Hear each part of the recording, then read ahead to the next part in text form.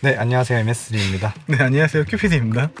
오늘은 중국에서 테슬라를 넘어 전기차 판매량 1위를 기록한 BYD, 광둥성 선전에 본사를 두고 있는 중국 전기차 회사인데요. 오늘은 이제 BYD에서 최근에 출시한 SEAL이라는 전기차에 대해서 한번 살펴보려고 합니다. BYD의 역사를 좀 간단하게 보면요. 1995년 2월에 왕 샹푸웨이에서 설립이 되는데요. 네. 얼마 안 됐습니다. 사실 BYD는 크게 자회사가 BYD 오토모빌하고 BYD 일렉트로닉 이렇게 두 가지 자회사가 있는데요. 오토모빌은 자동차, 버스, 전기자전거, 트럭, 지게차, 태양전지 패널, 그 다음에 2차 전지까지 사업을 하는 아주 다양한 사업체를 갖고 있는 회사입니다. 사실은 원래는 배터리를 하는 회사였거든요. 근데 2002년에 춘추안 오토모빌을 이제 인수를 하면서 1년 후에 BYD 오토모빌이 이제 탄생을 하게 됩니다. 그리고 2022년 최근에 BYD는 이제 내연기관 차량을 생산 중단하고 전기차에만 집중하겠다고 했습니다. 이 회사의 규모를 보면요. 시총이 사실 모든 회사 규모를 무조건적으로 대표한다고 볼 수는 없지만 총으로 따지면 BYD는 한화로 165조입니다.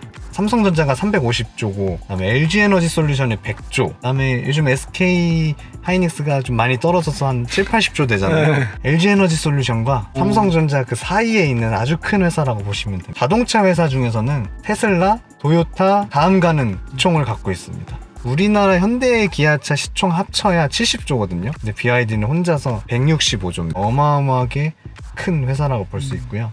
워렌 버핏의 버크셔 해서웨이가 지분을 25% 보유하고 있는 것으로 굉장히 유명하죠. 그래서 워렌 버핏은 테슬라를 싫어하고 BYD를 좋아한다, 뭐 이런 이야기가 있을 정도로 BYD는 지금 굉장히 주목받고 있는 중국의 전기차 회사입니다. 혹시 가지고 계세요? 아니요, 저는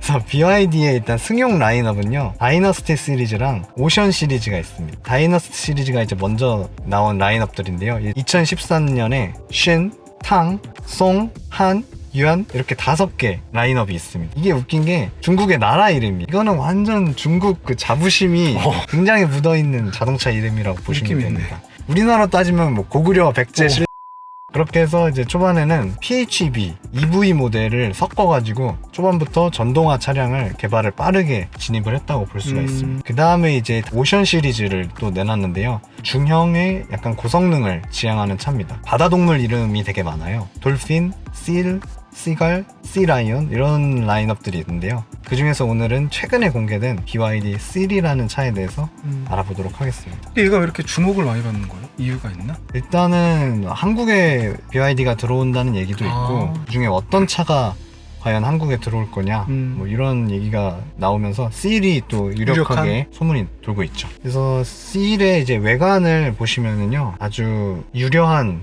디자인을 갖고 있는 세단이고요. 주로 이제 경쟁차로 이제 나오는 것들이 테슬라 모델 3랑 현대자동차의 아이오닉 6입니다. 그래서 전장, 전폭, 전고, 휠베이스 보면은 다 비슷합니다. 심지어 CD 개수까지도 0.21, 0.22 이 정도로 다 비슷하죠. 그 다음에 중량은 테슬라 모델 3가 좀 압도적으로 작긴 한데 BYD SEAL도 뭐 나쁘진 않아 보입니다. 그 다음에 배터리 용량이 이제 엄청난데요. 82.56kWh를 탑재를 하고 있습니다. 이게 좀 왜 대단하냐면요, 테슬라 모델 3랑 아이오닉 6는 양극재 NCM 배터리를 썼거든요. NCM은 밀도가 높습니다. 그러니까 컴팩트, 작게 이제 만들어가지고 더 많은 에너지 밀도를 낼 수가 있는 거죠. 대신 BYD3는 LFP 배터리를 사용했는데 LFP는 밀도가 좀 낮습니다. 대신에 가격이 싸죠. 밀도가 낮은데 이렇게 배터리 용량을 높게 냈다는 거는 이 밀도 낮은 배터리를 잘 팩트하게 배치를, 테트리스를 잘했다고 생각을 하시면 될 것 같습니다. 그 이야기는 또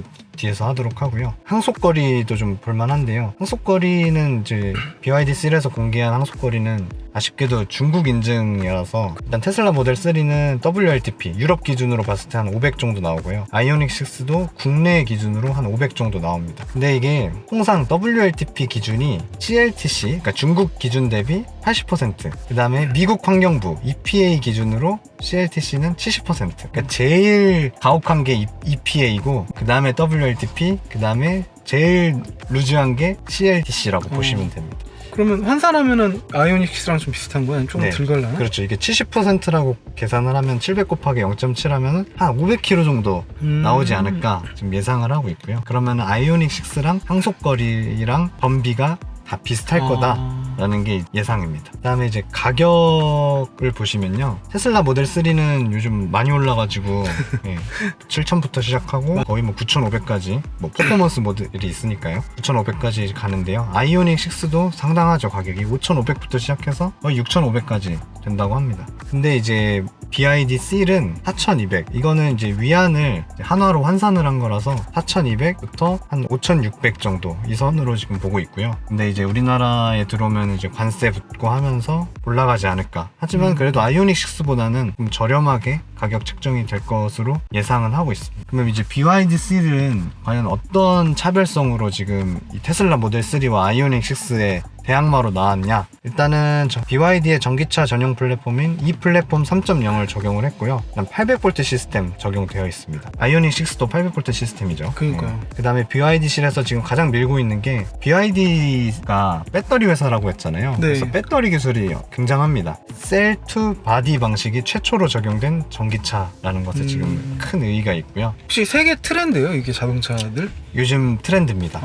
BYD를 시작으로 해가지고 네. 최근 트렌드입니다. 일단 통상 배터리는 셀을 결합을 해가지고 모듈을 만들고요. 맞아요. 모듈을 결합해서 다시 팩을 만들죠. 쉽게 따지면은 우리 각 얼음을 만들 때 이 틀이 있잖아요. 그 틀에 물을 부어서 얼음을 얼리잖아요. 그러면 틀은 엄청 크지만은 결국에 얼음을 다 까서 합쳐보면은 얼음의 양은 그렇게 많지 않거든요. 맞아요. 왜냐면 틀이 튼튼해야지 얼음이 유지되니까 틀이 상당히 부피를 네. 많이 차지한단 말이죠. 셀이 그 얼음 하나를 말한다고 보시면 되고요. 그다음에 그 틀이 바로 팩이라고 보시면 될 것 같습니다. 하지만 이제 BYD는 블레이드 배터리라는 거를 이제 만들어가지고 모듈과 팩의 개념을 없앤 거죠. 여기 보시면 4개의 섹션으로 나눠져 있는데요. 4개의 섹션으로 쫙 나눠가지고 모듈 없이 그냥 셀끼리만 결합한 그런 구조라고 보시면 됩니다. 그래서 이 셀이 바로 차량에 장착되기 때문에 네. 셀 투 바디 방식이다 라고 부르고 있고요. 기존에 BYD가 셀 투 팩으로 굉장히 홍보를 했었었는데, 셀 투 팩보다 한 단계 더 나아간 셀 투 바디라고 보시면 되겠습니다. 셀 투 바디는 뭐 부피 활용도도 66% 증가시키고 구조적인 안정성도 더 50% 증가시킬 정도로 굉장히 더 튼튼하다고 합니다. 그다음에 자체 비틀림 강성도 기존 셀 투 팩보다 2배 정도 증가한다고 하고요. 그래서 사실 현대자동차나 뭐 테슬라나 요즘 트렌드가 다 셀 투 팩 혹은 셀 투 바디로 계속 나아가려고 하고 있는 상황입니다. 그래서 BYD에서 셀 투 바디 이 배터리가 얼마나 튼튼한지 보여주려고 50톤 트럭을 배터리 위에 밟고 지나가는 영상을 공개했고요. 그 다음에 충돌 테스트 영상까지 공개를 했습니다. 아니 근데 만약 이렇게 되면은 네. 그 샤시 안에 배터리가 들어가면은 맞아요? 바디죠, 바디. 바디? 바디? 차 배터리가 문제 언더바디죠, 있으면은 언더바디. 차를 바꿔야 되는 거예요? 아니면 자를 수 없잖아 이게. 그렇죠. 이게 지금 사실 폐배터리에 관한 이슈는 네. 사실 아직 불거지지 않았잖아요. 네. 전기차가 나온 지가 얼마 안 돼가지고, 그래서 그 부분에 대해서는 또 어떻게 될지 이슈가 될 수도 있을 것 같아요. 말씀하신 대로 과연 이걸 어떻게 분해를 할지, 과연 분해에 대한 고민은 얼만큼 했는지, 맞아. 이런 부분은 일어나진 않은 일이니까 아직. 네. 사실 지금 모듈과 팩으로 만든 회사들은요, 모듈만 교체할 수도 있고요. 혹은 팩만 따로 떼서 교체를 할 수 있는데, 셀 투 바디가 되면은 과연 이게 분해 조립이 어떻게 용이할지는 좀 지켜봐야 될 것 같습니다. 그런 또 단점은 네. 또 얘기를 안 하잖아요. 그 다음에 이제 BYD C는 전면에는 이제 WC본 서스펜션 들어가고요. 후륜에는 5링크, 멀티링크 서스펜션이 들어갑니다. 급속 충전은 110kW, 그 다음 150kW, 이거 2개밖에 없다고 하네요. 800V 시스템인데 좀 아쉬운 측면입니다. 이게 이제 제가 생각하기로는 중국 그 GBT 충전 표준에서 아마 아직 350kW 표준을 못 만들어서 그런 것 같은데요. 현대자동차처럼 350kW까지 충분히 금방 개발할 수 있을 것으로 보입니다. C에서 또 새로운 아이텍 기술이 적용된 건데요. 이 아이텍은 인텔리전트 토크 어댑션 컨트롤의 줄임말인데요. 쉽게 말하면은 토크 벡터링이라고 해가지고 차가 이제 미끄러질 때 휠이 알아서 미끄러지지 않게 제어를 해가지고 차체 자세 제어를 하는 거죠. 우리 이미 내연기관차 다 들어있고요. 최근에 나온 전기차도 사실 다 들어있긴 합니다. 그래서 하이텍 기술 이런 것도 적용을 했고 안정성 있게 더 제어를 한다 이런 또 홍보 자료가 있고요. 디자인을 좀 간단하게 보면요, 일단 BYD는 오션 X라는 컨셉카가 있는데 이 오션 X 컨셉카에서 영감을 받은 아주 좀 독특한 외관 디자인을 갖고 있죠. 굉장히 스포티하면서도 역동적인 비율을 갖고 있습니다. 특히 이제 낮은 후드가 굉장히 스포티한 부분을 또 부각시켜주고 있고요. 전면부터 보면은 헤드램프가 이 약간 C자 형태로 되어 있는데 약간 르노 자동차의 맞아. C자 헤드램프를 연상시킵니다. 네. 따라했다는 건 아니고요. 연상이 된다 이렇게 표현을 하겠습니다. 그리고 하단에 이제 양쪽에 보면은 공기 흡입구가 있습니다. 그다음에 이제 옆모습을 보면 씰은 이제 전체적으로 좀 매끄러운 루프 라인을 갖고 있고요. 네. 쿠페룩이라고도 우리가 보통 부르죠. 그다음에 이제 좀 특이한 거는 프론트 휀다 쪽에 이렇게 화살표 모양으로 좀 특징을 줬다고 볼 수가 있겠죠. 포인트가 있네요. 네. 그다음에 도어 핸들도 보면요, 도어 핸들이 없죠. 오토 플러시 도어 핸들이 큐피디님 갖고 있는 네네. V6처럼 오토 플러시 도어 핸들이 장착되어 있어서 매끈한 옆면을 보여주고 있죠. 그다음에 이제 C필러 이쪽을 확대해 보면은 이제 막 뭐랄까요, 물방울 모양 패턴으로 상어 아가미 모양이 들어 있습니다. 이게 오션, 자꾸 오션, 바다, 씰 이런 게 자꾸 그 바다 컨셉으로 계속 밀고 나가는 것 같습니다. 그 다음에 이제 후면으로 보면은 약간 그 EQE를 연상시키는 쭉 이어진 형태의 테일램프가 적용되어 있습니다. 그 다음에 뒤에도 역시 측면에 에어 아울렛이 보이는 걸 확인할 수가 있죠. 그런 에어 아울렛들을 통해서 또 굉장히 스포티하고 잘 달릴 것 같은 그런 이미지를 연상을 시키는 거죠. 그래서 이 전체적인 실루엣이 사실 테슬라 모델 3, 니오의 ET5, 그다음에 현대자동차의 아이오닉 6랑 유사하고요. 공기 역학을 고려했기 때문에 이 말은 즉 전비를 상당히 고려한 디자인이기 때문에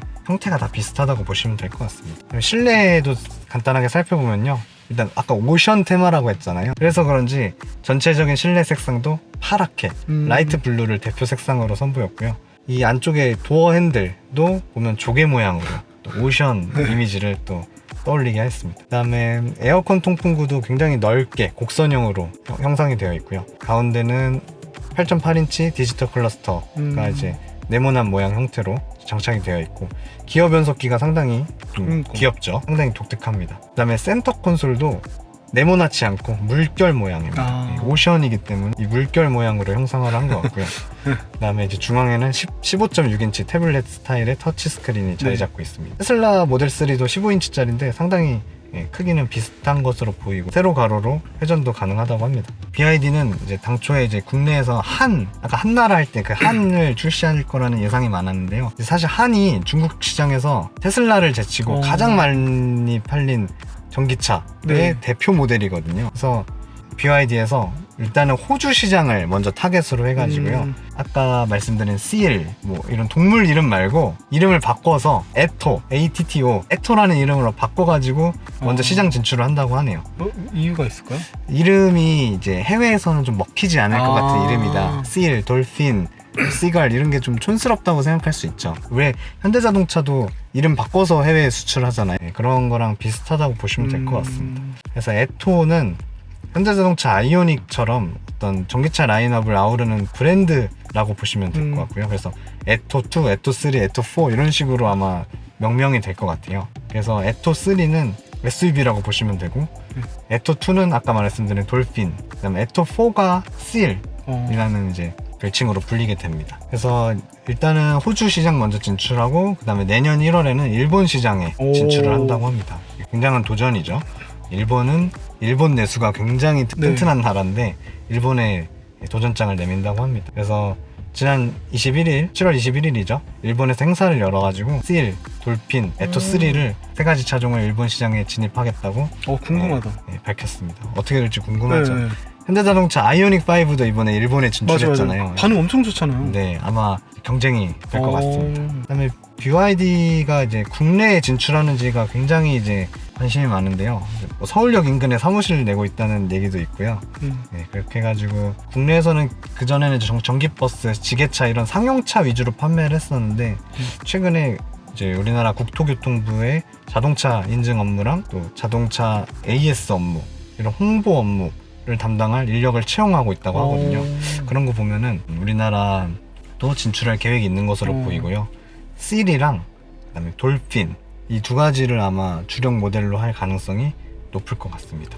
아직 뭐 진출 시기는 확정하지 않았는데 대충 23년에서 24년 사이가 될 것으로 전망을 하고 있다고 합니다.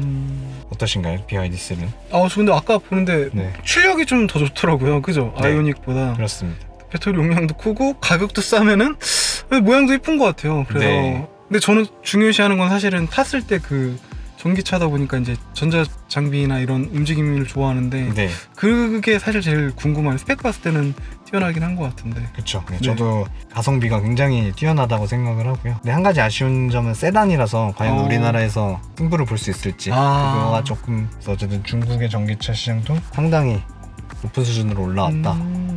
그럼 일본에서 먼저 붙겠네요, 그러면? 그렇죠. 일본에서 먼저 한번 붙겠죠. 네. 이건 여기까지? 네. 오케이. 고생하셨습니다. 네.